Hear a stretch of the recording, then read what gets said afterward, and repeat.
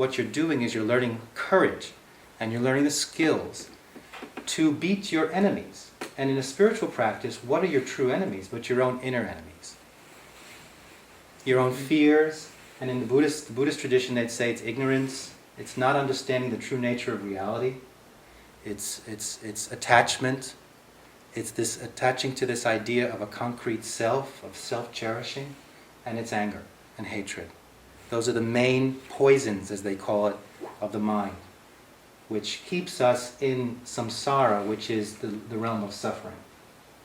So in a sense, what the Buddha is saying is that we can get out of this realm of suffering if we can eliminate the causes of what is creating our suffering.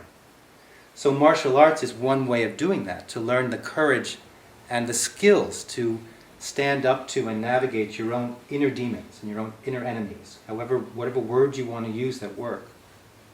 And those are mostly the things that are keeping you from manifesting your true nature, which is a Buddha nature. Well, actually, I want to ask you to do a little exercise. You mind doing a little exercise? Just amuse me for a second. So I'm going to ask you in a moment to take a really deep breath, not yet, and take a deep breath and then hold it. And I'd like you to really take a breath where you take the maximum amount of oxygen in that you can take, that you think you can take.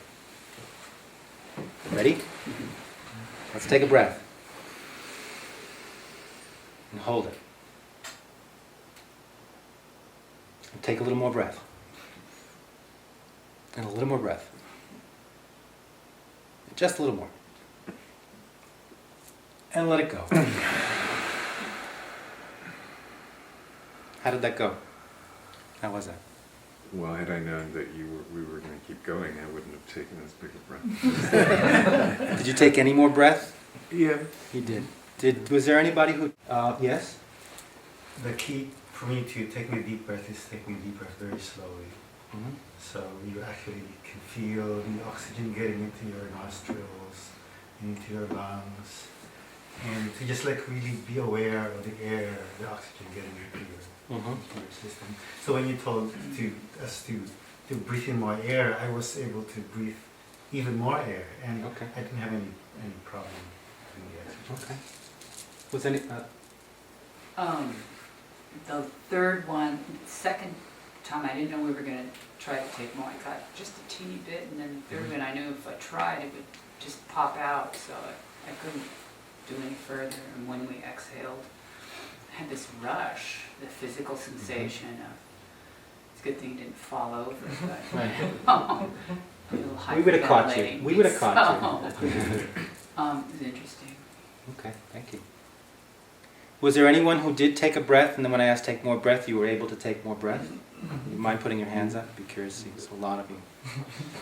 So this to me is a physical manifestation of what this is about. Is that I asked you to go to your limit. Some of you went to your limit and stayed there. So what's your name? Donald. Honor went there and said, that's it, and I respect that. Some of you, with the encouragement, went a little further. So when I asked you to, I said, take in the maximum amount of breath you can take in, and with a little bit of encouragement, you found that you could take in more. That's a way of looking at it that maybe the way you view yourself is limited. And that's not to judge you, because I do it, and it's not to say that there's anything wrong with it. It's just to say that maybe how you perceive yourself is limited. And you're not giving yourself enough credit, that you're a lot more expansive, you're a lot more loving, you're a lot more generous, all the qualities that you would say a Buddha has, that you might have. And the whole point of Buddhist practice is to understand that how we perceive reality right now is limited, unless someone here is a Buddha, or has the realization, has realized emptiness, the emptiness of existence. If not, then how we are perceiving each other, ourselves, and all phenomena is limited. And not bad, not wrong, just limited.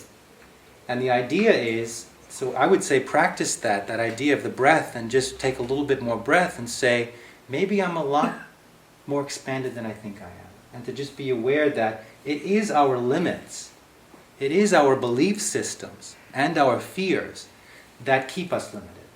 and aren't allowing us to expand. You wanted to say something? Oh, I also want to ask you if you want to encourage questions throughout the discussion, or do you want to reserve time at the end? I love debate and discussion, but Okay. but I also got a lot I want to get out.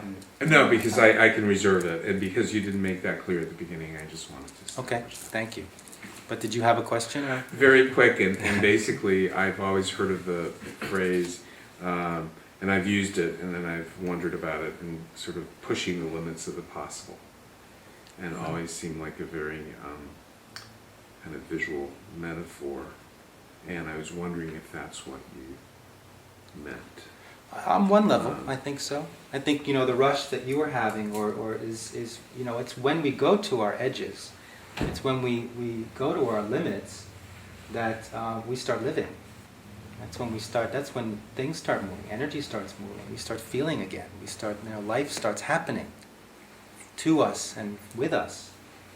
And that's one thing I would encourage, is to figure out what is, not go beyond your edge, but just hang out around your edge. And that's where life happens.